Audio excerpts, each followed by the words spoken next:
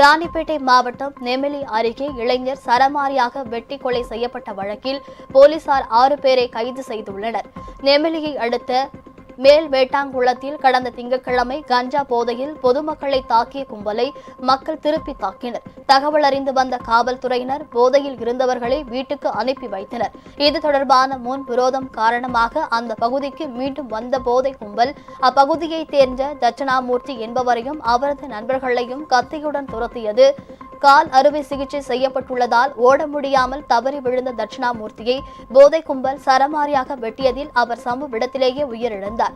கொலையாளிகளை போலீசார் தேடி வந்த நிலையில் வாசுதேவன், புருஷோத்தமன், லோகேஷ், கிஷோர், உஸ்மான், கிஷோர் ஆகிய 6 பேரை கைது செய்துள்ளனர்.